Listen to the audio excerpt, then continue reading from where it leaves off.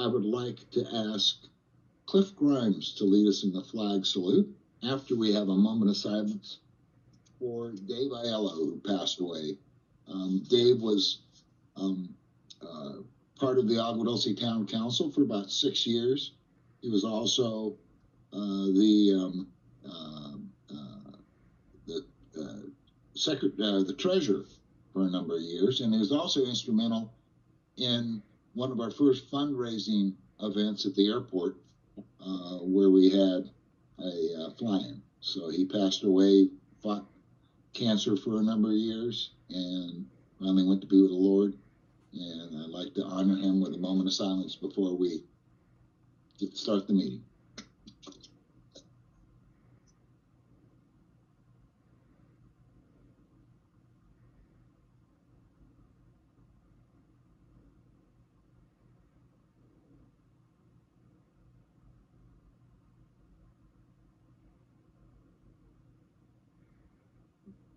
Clip.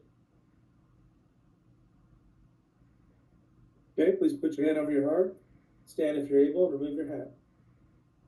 I pledge allegiance to the flag of the United States of America, and to the republic for which it stands, one nation, under God, indivisible, with liberty and justice for all.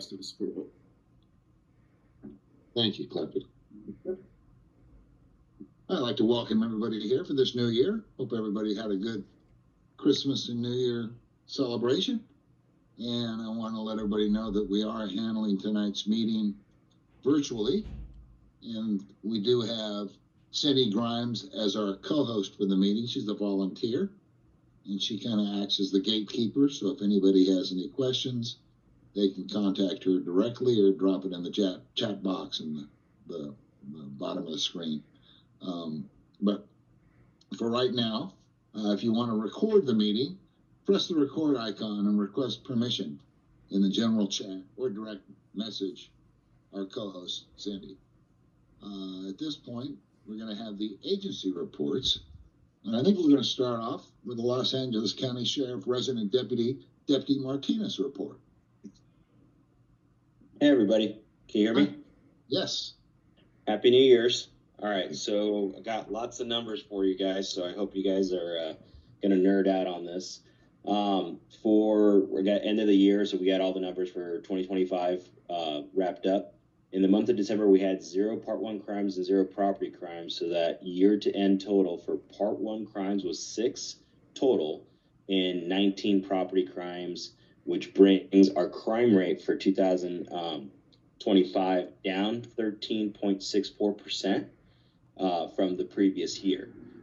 We also had 835 calls for service in Agua Dulce, and I pulled some of the other numbers just to kind of give you guys comparison.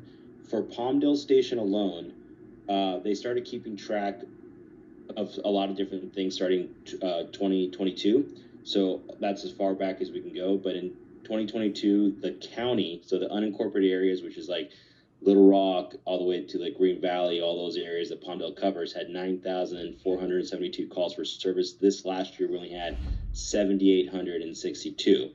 Our response times since they started keeping track in 2022 are finally under 100 minutes for calls.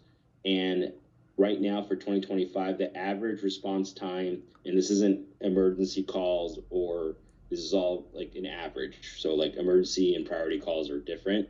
But the city is 89 minutes, and the county, for the first time, is beat in the years they've been keeping track the city. So our response time is 87 minutes, average call.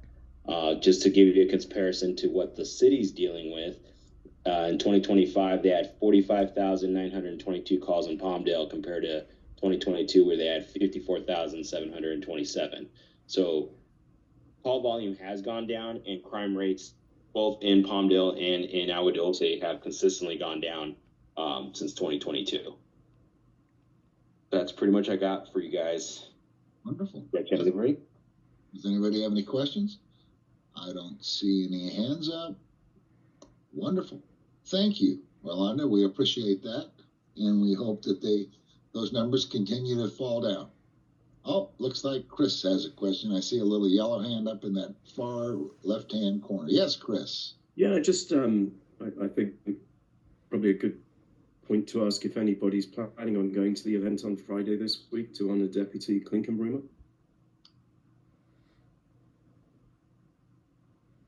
Anybody from the town council? Are you going, Chris? Yeah, I was thinking about it, yeah.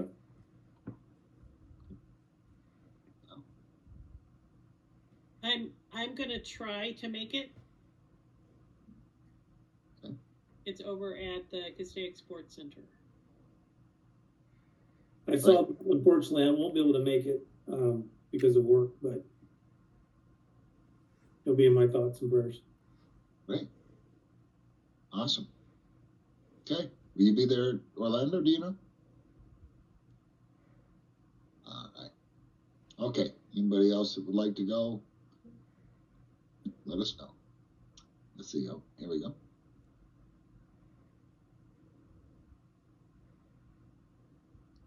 There we go. All right. So next up, we have California Highway Patrol. Officer Allen is with us here tonight, I believe. So, Officer Allen, welcome. Good evening, everyone. Happy New Year. I'm glad to be back with you. I know I missed you last month. Great. All right. So for the month of December, we start with traffic crashes. 200, which is unincorporated, is not part of the major streets that we tabulate. Had 2 crashes, which was 1 injury, 1 property damage. Sierra Highway actually tied the freeway with 10 crashes total for the month of December due to the rains and stuff. 6 property damage and 4 injury. No fatalities last month. Soledad Canyon had 1 crash. Sand Canyon had nothing. Bouquet Canyon had 3. Agua Dulce Canyon had 1 minor injury. And then onto the freeway, the northbound side had 10 and the southbound side had 8. Citations are down for the month. In rain months, they typically go to the floor because we're busy going call to call, especially on the freeways. The unincorporated had 3. Sierra Highway had 9. Then we go down to Bouquet Canyon 4. And then the freeway, northbound and southbound. Northbound, 136 tickets and 142 on the southbound side. Rest-wise, also really slow during a rainy month like that. We had 1 other arrest in the county. It was a warrant. Then we go down to Agua Dulce Canyon, actually had a DUI arrest on it, somewhat near the freeway. I think it was almost directly under it. The freeway itself, northbound, 5 DUI arrests, 4 stolen vehicle recoveries, 2 warrant arrests, 2 reckless driving arrests. And on the southbound side near you guys, we had 1 ADW, or assault with a deadly weapon, highway violence, where 1 car flashed a firearm in another vehicle. They were able to get in position, and a felony pursuit came out of that. The party was arrested and found in possession of 2 ghost guns, unserialized firearms. Other than that, we had 2 other firearm-related arrests, a warrant arrest, 2 DUIs, and 3 reckless drivers on that southbound side. That is all for December. I do have some info on the fatal traffic crash that happened on the 6th on Sierra Highway if you guys want to hear it.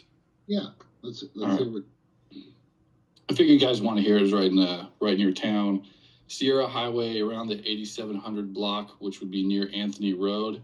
It looks like, based on the log and the preliminary report, 1 vehicle was passing over double yellow lines, which resulted in a head-on crash. 1 party out of a Acura was pronounced on scene. The other driver and passenger were transported for medical care with pretty substantial injury, but I believe they're doing okay and going to survive. Okay. Right now, it's really preliminary. I can't say one party was at fault or the other. They're still looking into any leads, video, and stuff like that, and make sure to get it right. So the report is not near done or ready to be published. We appreciate the heads up and the effort you put toward locating that. Yep. And for the report. Thank you very much. Anybody have any questions? Looks like Chris has a question. Yeah, Chris. Yeah, Officer Allen, on the 24th of December, when we had that first heavy day of rain, there was quite a substantial amount of stormwater runoff came off of property that's been graded between Red Rover Mine and Escondido, and effectively closed 2 lanes of the southbound 14, while Caltrans cleared up the mud and the debris. Which Caltrans depot is it that gets called out to do that work? It was on Sierra Highway? It was actually on the 14 freeway south. 14 freeway south. So it's kind of, so their Caltrans, although they're also a state agency, their borders don't match ours. Okay. So I believe it would probably be the Newhall Yard, which is off of Newhall Avenue, down in St. Clarita. I can't be for sure. Like I said, they don't coincide with our area. And I was also off, so I wasn't able to make it out there. I was actually out of town, so okay. I hadn't heard about it until now. Yeah, so it's the famous RTG project here in town. Oh yes. And they had a significant amount. It's happened before, I think, a few years ago, and Caltrans had a word with them. But yeah, they've had some citations from the State Water Board about having insufficient stormwater management measures, and here it was, basically closing 2 lanes of the southbound on Christmas Eve afternoon while they cleared everything up. Oh yeah. Wow. So I think that would probably be the Newhall maintenance yard. Okay, thank you very much. Because it seems like when I work with them to help do closures and stuff when they're cleaning out drains and everything, it comes from that yard, not the Valencia yard. Right. Thank you very much. Any other questions? You know, Chris, I think it would be worthwhile to reach out to Josie, because Josie Gutierrez of Public Works, she seems to have some good contacts with Caltrans. Thanks, Mary. I will do that. Good enough. All right. Moving right along, we've got the report from Los Angeles County Fire Department, our community service representative, Maria. If you're right there, she is. I am here. Thank you. Happy New Year to everyone. For the month of December, and Mary, I did just send it over to you like 15 minutes ago. I totally forgot to do it before I left the office. But it is sitting in your email. We had 36 responses in December. 29 of those were medical calls. 5 were good intent, and we did have 2 fires, both on the 14 freeway. The first one was just a trash fire on the northbound south of Agua Dulce Canyon Road, and the other one on Christmas Day was a vehicle fire southbound south of Agua Dulce Canyon Road. So those are the only noteworthy incidents that we had for December, and that's all I got for you. Great, fantastic. Except we did start the CERT training. We're on we did the second class last night, and we have 14 people in the class. Great, fantastic. Well, keep us posted on what's going on there. All righty. Thank you very much for the report. You're welcome. Next up, we have a report, Acton Agua Dulce Library, given by librarian Jim Wall. Jim, are you with us here tonight? Wow. I don't think he's missed a meeting in 10 years. I wonder. I don't know. I don't see him. But if he shows up, we'll definitely come back we'll circle back to him. We need to check to make sure he's okay. I know. Like I say, he's a true blue town council guy. But anyway, we're going to move on to the Department of Public Works. Now, Josie said she's not going to be here either. Isn't that correct, Mary? Let's see here. All right, I'm just going to read. I'm going to read this letter from Josie. It says, I have a scheduling conflict and will not be able to attend tonight's Agua Dulce County Council meeting. Also, I have nothing to report at this time. Please note that the illegal dumping on Agua Dulce Canyon Road, north of Soledad Canyon Road and south of Highway 14, has been removed. The testing came back negative, So our road crews were able to remove the pile last month. Please let me know if there are any public works related questions that come up at the meeting. Thank you, Joe. All right, so. John? Yes? Hey, sorry, that refreshed my memory. So I don't know if some of you guys have seen where that dump site was. I was able to relocate one of our tracking license plate reader cameras to that canyon. So we took it out of Parablossom. That camera is a sheriff asset. So I was able to make some phone calls and get it replaced because of the large volume of dumping that was going on. And so far, I haven't seen any new dumping in that canyon. But so if you guys drive through the canyon, you'll see the solar panel, stationary camera up there. That's it. That's you. Okay, great. Now it looks like Chris has a question. Yes, Chris. Yeah, just over the course of the Christmas break on Friday the 26th, there was actually quite some significant flooding on Sierra Highway between Davenport and Sleepy Valley. There were, fairly significant places where the stream was actually crusting over the road. There were rocks and branches and goodness knows what else. And I did notice today that Public Works has been working down in that section, digging the trenches out around the edge of the road where the Mint Canyon stream flows under the road. So it looks like they've fixed that for when the storms come back, which I think are probably going to happen again in February by all accounts. Great. Fantastic. Yeah, they're already also working on Sierra Highway up by the Pepper Tree Market. They redid some of the road work up there, which is kind of good. So yeah, and while it's not Agua Dulce related, I did notice a post on social media today where somebody had been up to Antelope Woods Road on Crown Valley and just dumped a huge, it was obviously a roll-on that they just tilted up and then just drove forward, and it was full of garbage and stuff. So this dumping is still a problem. And in fact, I think in Sleepy Valley, as you're driving up Sierra Highway, you pass that little religious shrine as you're coming towards Agua Dulce. There's an oak tree on the right side of the road between there and Rower Flats where people will pull in and stay in the shade.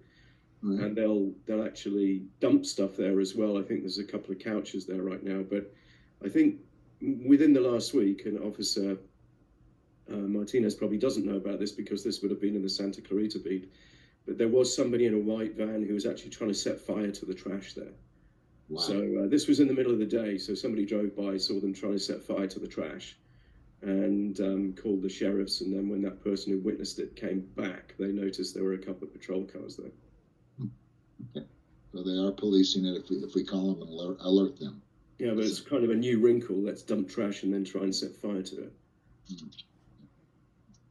All right. So, Los Angeles County Parks Vasquez Rocks report given by Sarah Brewer. I don't see Sarah. And Sarah isn't here. And right before I signed on, I checked emails, and she had sent an email. So I will read that to give you her update. Wanted to touch base as I won't be able to provide in-meeting reports now through February as my workday ends at 5:30, and per some updated restrictions on adjusting our hours, I am not able to adjust my schedule to cover the meeting. I anticipate once our hours go to 7:30 closing, if I'm closing on Wednesday, I will be able to jump on, but I will keep you posted. I will, whenever possible, send any Vasquez Rocks updates via email ahead of the meetings in case anyone wants to read them or have them on file. For today's meetings, here are a few updates. We are sad to note the loss of one of our beloved animal ambassadors, Fluffy, the Southern Pacific rattlesnake. Fluffy was a wonderful representative of what a single individual can do for the whole. He was very healthy, calm ambassador who actually helped train hundreds of county staff on how to safely relocate rattlesnakes across the county park system before he was retired. It is estimated he was about 30 years old, and we are very thankful to have shared the past 13 years with him. He was named for our wonderful friend and longtime Vasquez volunteer, Judy Bartlett, upon his arrival to the park back in 2011. We're sorry to note the loss of a park landmark, the historic pepper tree, located just past parking lot 4, which is at the very end of the parking area.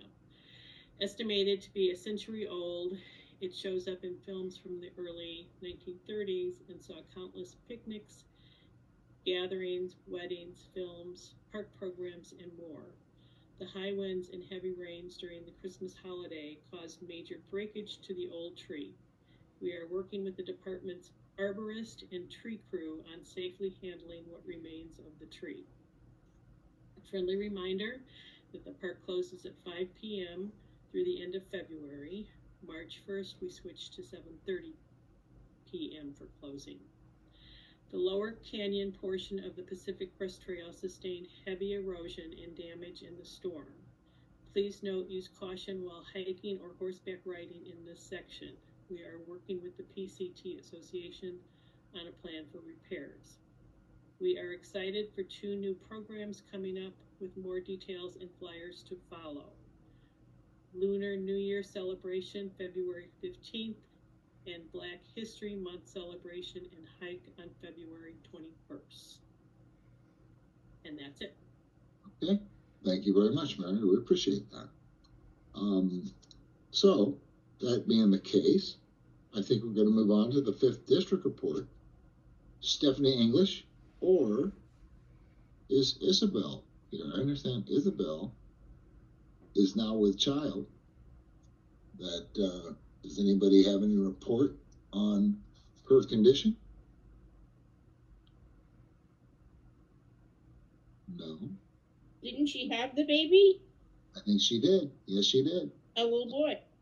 I don't know details, and if I did know the details, I probably would have forgotten them by now. So if someone wrote them down, I think, Stephanie was at our celebration and Right. actually did the installation of the officers, which is awesome, or installation of the new council members. So that was great. It was good to see her. And she gave us the news that she had the baby, but I forget. Does anybody here recall what the details were? But I know the baby was doing good. She was doing good. I think that's all that really is concerning. So that being the case, I don't see Stephanie or Isabel here. So if they show up, we're going to come back to them. But right now we have California 34th District Assembly District Assemblyman Member Tom Lackey. Report by Anna if she's here. It's Anna here. I don't see Anna. Okay.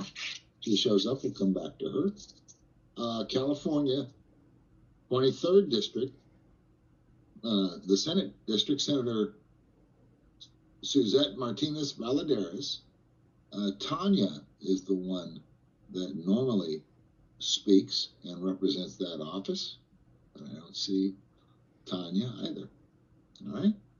So, that being the case, we're going to move on to the big stuff. U.S. 27th Congressional District, George Whitesides. We have Shannon Hurst or Maria Unzueta. Ah, Maria, I see you. Yes. Perfect Maria. Pronunciation. Thank you. You're very welcome. Happy New Year to you. Thank you. Happy New Year, everybody. Sorry I'm not on camera. I've been in transit this evening, but subbing in for Shannon, who is at another event tonight.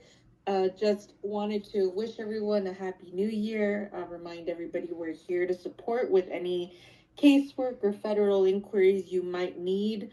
Last year, we calculated that the Congressman's office helped bring back over $15 million to constituents who asked for support from federal agencies like the IRS, Immigration, Passport, State Department, Social Security. So want to make sure we're mentioning it again, that if anyone has needs support, you can either fill out a privacy release form on the Congressman's website, or you can also call our office and we can help with that. Aside from that, today, I believe we also announced that the Congressman was able to get appropriations for over $3 million of projects in the district geared towards public safety and law enforcement, aside from other projects, one of which includes the relocation of Fire Station 81, which I believe serves the Agua Dulce community and also the 14 communities. So that's something that thankfully the appropriations committee agreed to fund this project, and we will also part of those projects was also getting the Lancaster Police Department some safety equipment they needed to be able to protect our communities, as well as a mobile command unit for the North Valley LA Sheriff's Department to use both in the Santa Clarita region as well as the Antelope Valley region in case there are emergencies like we saw we're upon the year anniversary of last year's fires. So we want to make sure that our area, the district 27th, is covered, and law enforcement, public safety, fire have everything they need to serve our communities well. And generally speaking, we're restarting our programming, which includes the Congressional Art Competition, which we pushed a lot last year. We will also have the Service Academy process start as well. We had some really great candidates from throughout the district seek serving our country through the armed forces, through the service academies. So we have a really competitive region. Nationally, it's competitive. We'll be starting that again. Once we have final flyers, I can make sure Shannon sends those over, as well as any press releases related to the community project funding. I mentioned earlier projects that community members, local cities, and law enforcement have the opportunity to submit requests for funding. That process will all restart again in the spring, so in about 2 months, but we'll start our outreach early, get the guidelines to all community members who wish to submit a project for consideration for funding, federal funding. And these used to be earmarks, now they're called community project funds. And we were successful in getting a decent amount of projects funded in our district, and we hope to amplify that more, make sure we get more applications in. We'll do a webinar and offer some more information, but I encourage everyone to sign up to the Congressman's newsletter, and you can do so by visiting whitesides.house.gov, and you'll get a pop-up prompt to sign up for the newsletter, and all the updates, information, opportunities for funding will be sent out through our newsletter. And I'm happy to answer any questions. I'll also drop my email again, as well as Shannon's in the chat in case someone wanted to chat one-on-one. But thank you so much for giving us the time, and looking forward to another great year with you all. Wonderful. Thank you for the report. It looks like Chris has a question. Yes, Chris. Did I hear you right that Station 81 is going to be relocated? Yes. So, yes, that's right. And where is it being relocated to? I'm looking at airport property. It's at the airport. It's on the airport property. There's a parcel there.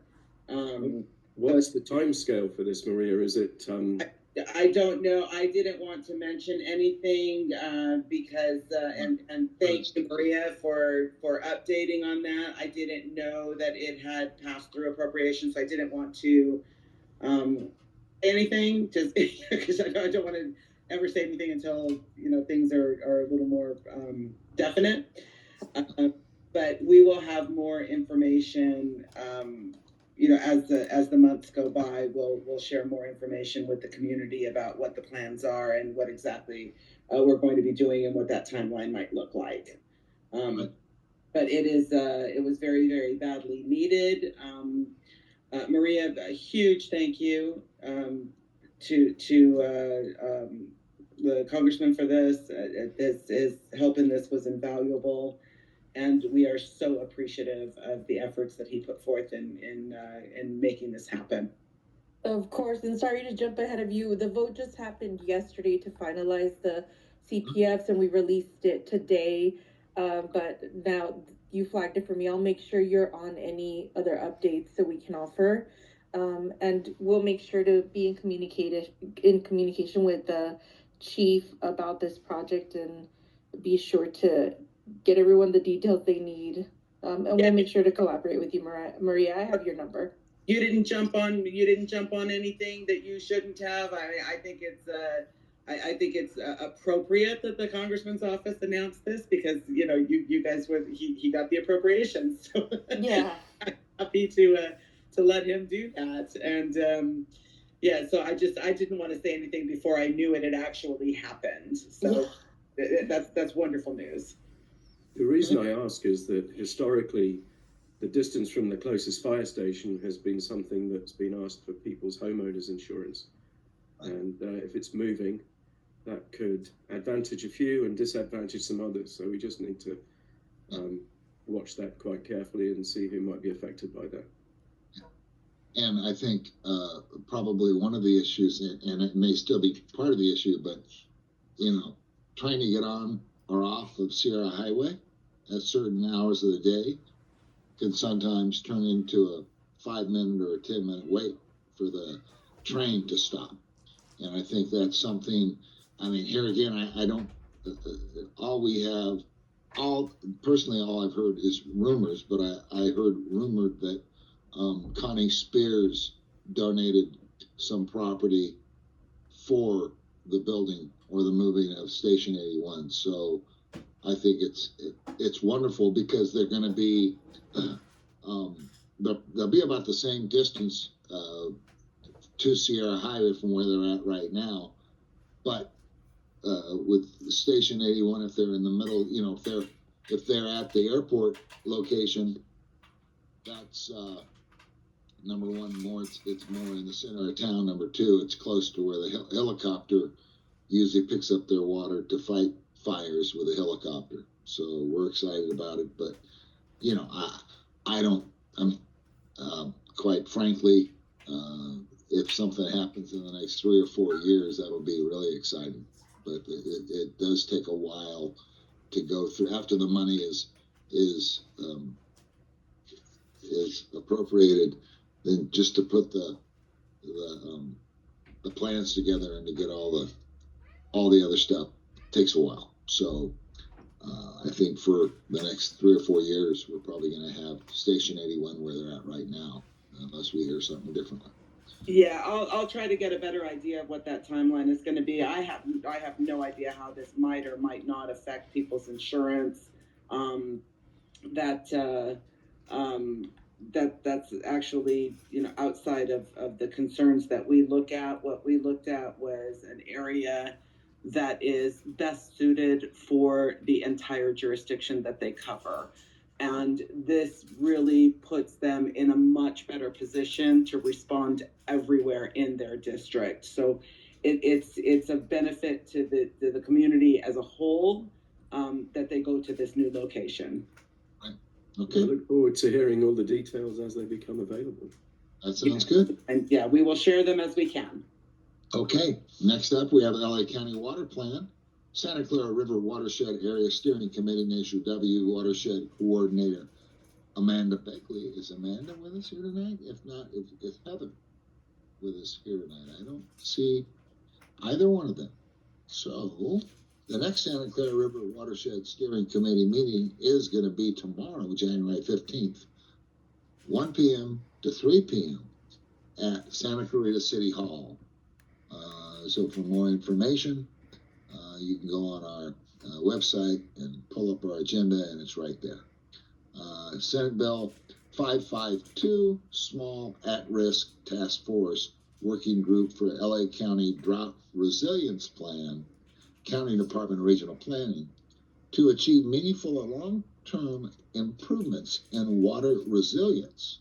Mary Johnson is involved in that, and she's been included as a representative of the domestic well owners, and of course Chris Udell is invited as a small water systems representative. So is there anything to report on that we need to hear about yet? Our next meeting, I think, is on the 22nd of January, and we'll feed anything relevant back as we hear it. Okay. There is going to be a a meeting online for well owners, which I'm going to attend. And it's going to be held the 26th, which is on a Monday. And it's from 6 p.m. to 8 p.m. And they are asking for people to register prior to the meeting. So whoever wishes to attend, you can find that information on our website and follow the links where they lead you. Next up, we have Waste Management Report from Quincy Lowe. Quincy, are you with us tonight?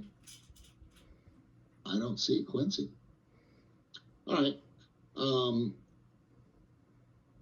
We have presentations and discussions, which we haven't got any for that, but we do have the old business, which is Santa Clarita Edison new Governmental Relationships Officer, Chris Perry. And Chris, I believe, couldn't make tonight's meeting, but he's planning on trying to be here for next meeting, which will be our February meeting.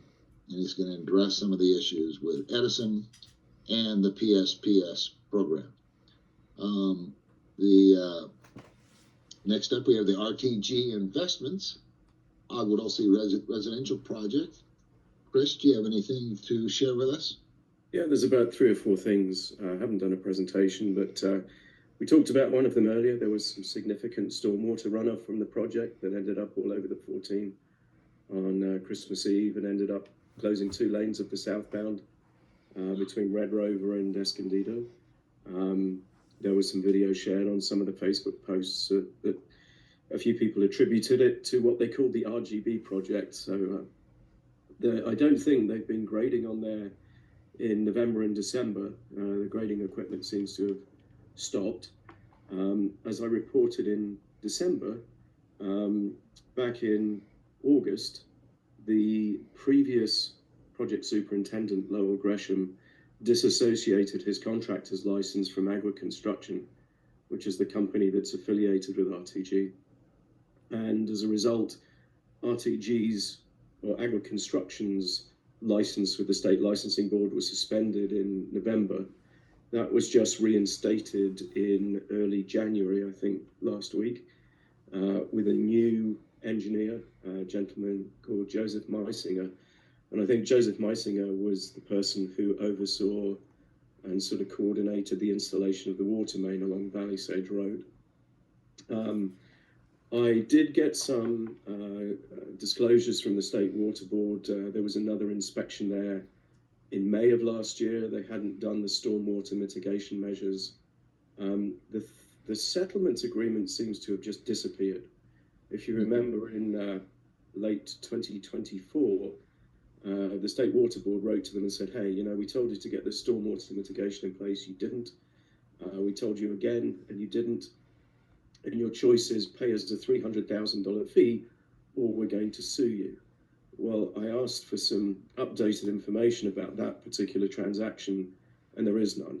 They haven't sued them, and RTG hasn't paid them, which is a bit unusual. The other thing that sort of dropped across my desk, and you'll know this, Don, because you got the call and referred it out to me, was we had an insurance company's investigator call us about a week ago. And Don said, look, you know, you need to talk to Chris because he knows the RTG project. So the gentleman called me, and it's sort of one of those, the gift that keeps on giving. I mean, I think they found us because obviously we've done some work on understanding RTG and it's on our website. But the crux of the issue was that there was a homeowner, I think they're out in Porter Ranch, I think, and they'd been doing some construction on their house, and one of their friends had come round to help out. And during the course of helping out, the friend had sustained quite a serious foot injury. And the friend then, as you would expect, filed a claim against the homeowner's liability insurance to cover the medical expenses for the injury to their foot, but then also tacked on an additional claim that basically said, hey, look, I run a propane company and I've got a contract with RTG to install 300 plus propane tanks and deliver propane to them. And they basically offered up a a contract drawn up a few years ago, allegedly, with RTG, signed by a lady who claimed to be RTG's office manager or office secretary. I forget exactly what the circumstances were. I was driving when I was talking to the gentleman. And the investigator was really trying to understand what the relationship was. He determined that the lady for RTG, even though she had a different last name, was actually married to this guy who got injured. And she was the one who'd signed the contract on behalf of RTG. And it was a few $100,000. And he said, look, what do you know? And I said, well, first of all, the one thing I do know is that going back to the original approvals from 1994, if you look at the findings of fact, when they talk about the utilities, they describe, I think, something like 325,000 therms of gas are needed for the project. And that Southern California, and it's described as natural gas, I think, in the approvals. And Southern California Gas confirmed that they would be able to provide 325,000 therms of natural gas for the project. So there's zero basis for there to be any propane on that project site at all. So I think he was quite happy to learn that. But you just couldn't make this stuff up. Well, I apologize for that, Chris, but I thought if anybody knows what's going on up there, Chris would know.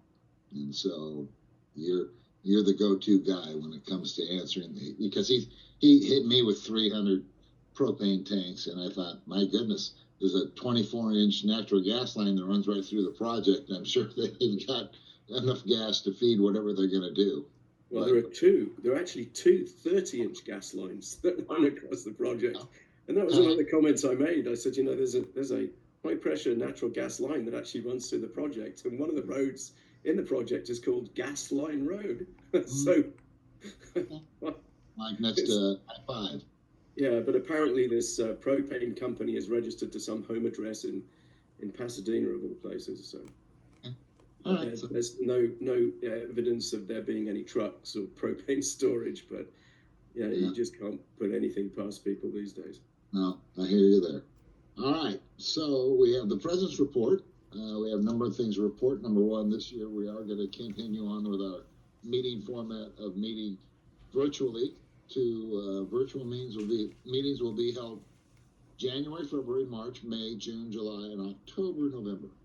The in-person hybrid meetings will be in April and September, located in the Agua Dulce Women's Club building, which is at 33201 Agua Dulce Canyon Road.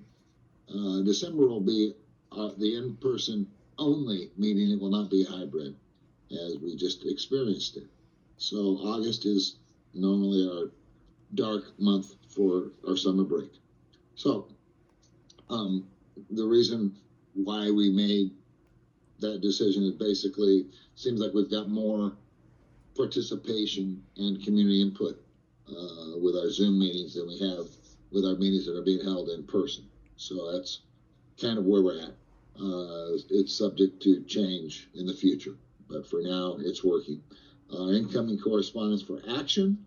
LA County General Plan, their tune-up program is ready to roll. They had their Zoom meeting was on December 10th, and the deadline for submitting comments are due by January 22nd of this year. So, and you can find that website on our website. Okay. Public hearing for community meeting workshop, Cal Recycling addressing illegal disposal in the Antelope Valley. That's tomorrow, January 14th. And it's today, as a matter of fact. It's 6:30, so it's gone. But it's going to be online via Zoom. So we'll see what comes of that. Notice of public hearing, LA County Hearing Officer, conditional use permit for Sweetwater Farms Market in downtown Agua Dulce to authorize the sale of alcohol for off-site consumption. I think it's for on-site also, but we'll see. Anyway, anybody who's interested in attending that conditional use permit hearing, it is going to be held down on Temple Street, room 150, or you can go virtually online and click in there. That's going to be February 17th at 1 p.m. Notice of public hearing, also LA County Hearing Officer, retroactive oak tree permits to authorize removal of 2 dead oak trees at 10,002, no, 10,000, let's see, 10002 Soledad Canyon Road. That's going to be, that discussion is going to be held February 17th, 1 p.m. The Hall of Records, which is also down at Temple Street, or virtually online. You can click onto the site off of our agenda. Incoming correspondence for notice oak tree permit ordinance update. LA County Planning is working on an update for oak tree permit ordinance, otherwise known as the OTP, to streamline the permitting process, encouraging planting new oak trees and further encourage redesign to preserve and minimize impacts to oak trees. The details of the project you can find by going onto our website and clicking on planning.lacounty.gov long range planning oak tree program. And of course, there were a number of regional planning plans that were filed. You can find all those on our website. And if anybody has anyone in particular that they would like to bring up to discuss, fine. Basically, it's parcel maps and freestanding solid roof patio, ADU approval, things of that nature. So if anybody's interested in any of those things, there's quite a few. There's 13 as a matter of fact. You can go there and click on one of them. Also, right now, this brings us to the open forum section of our meeting. This is where anybody can share something that's community oriented for a maximum of 2 minutes. And if it's really good, I might even let you go for 3. But I don't see any hands up, so we're going to pass right over open forum and go right to our committee reports. Is Lorna here with us tonight? Lorna? No, I don't think so. No. Lorna is our appointed election committee chair, Lorna Leslie, and her email address is right there in our agenda. And she's in the process of holding a special election for the one open seat, or continue with the 6 members for this year and fill the vacancy at the 2026 election. We're going to move on to the film committee report. Catherine? Yes, can you hear me? Yeah. There were 5 production shoots in December. Okay, great. Pretty good for December. That's it. Great. Fantastic. Parks and Trails, Mary Johnson. The only thing I have to report is with all of the rain that we've had, the equestrian trails were closed over at Vasquez Rocks, and I think they're open.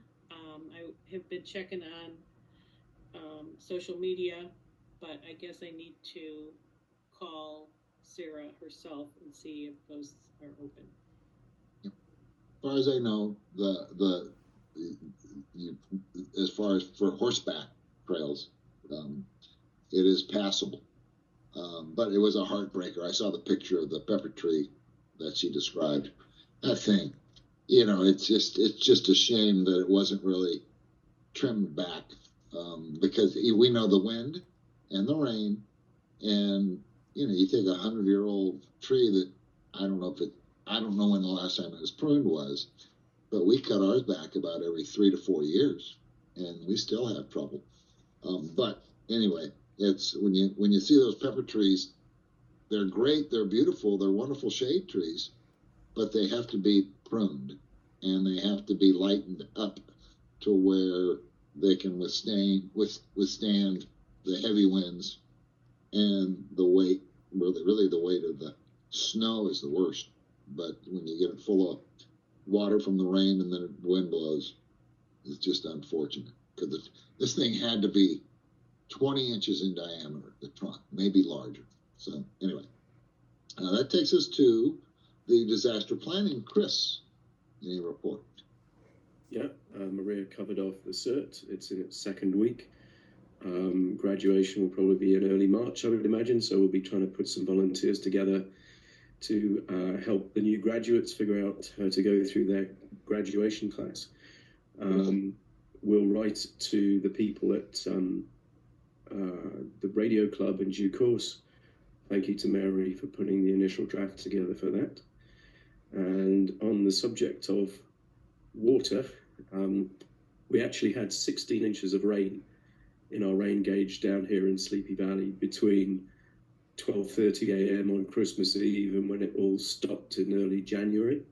And if you drive down Sierra Highway right now through Sleepy Valley and you come to Spring Street, you'll see the spring on Spring Street is actually running, and it's, you know, dribbling water down the southbound lanes of Sierra Highway. So we've had, I think the entirety of California now is not in drought for the first time in 25 years. Yeah, which is wonderful. So we're waiting for everything to seep in. You know, I remember the days when that lake right there, there used to be like not a lake, but, you know, a pond. And the pond used to fill itself at 300,000 gallons a day, 200 gallons a minute. And, you know, Spring Street, that's the reason why it got its name. And a lot of those homes in there used to have little spring boxes right at the front door. And the water was right there. So hopefully things improve. But the announcements that we have, thank you for that report, Chris. Appreciate that. The announcements that we have for tonight: household hazardous waste and e-waste collection, first and third Saturday of each month, 9 a.m. to 3 p.m. on West City Ranch Road in Palmdale. If anybody who's interested, the actual address is right there on our website. Community Connect free trivia night. This is going to be a good one. Keep that night open. January 24th, 6 p.m. Agua Dulce Women's Club. Reserve your spot by sending an email with details to communityconnect.adwc@gmail.com. So it should be a good time. Association Rural Town Councils meeting is going to be held January 28th, 7 o'clock. And of course, they're via Zoom, like we talked about earlier. Our next meeting, February 11th, meeting will be virtual. And again, it'll start at 7 o'clock. So future agenda items are Southern California Edison Representative Chris Perry is going to be with us in February. So if anybody wants to add anything, now's the time to do it. Otherwise, I will entertain a motion to adjourn this meeting. I'll second it. I'm going to entertain a motion. Are you going to make the motion? I'm sorry, I'm half asleep. Okay, all right. Do I hear a second? Can I second now? No. I'll second it. I'll second it. Cliff is in there. All right, so we have a motion on the floor. It's been seconded by Cliff to adjourn this meeting. So now for the question, all those in favor say aye. Aye. Aye. Opposed? This meeting is officially adjourned. Thank you all for attending. Make sure to put your seats back. And we'll see you all in February, if not sooner. Thank you. Thank you. Good night. Thanks, guys. Good night.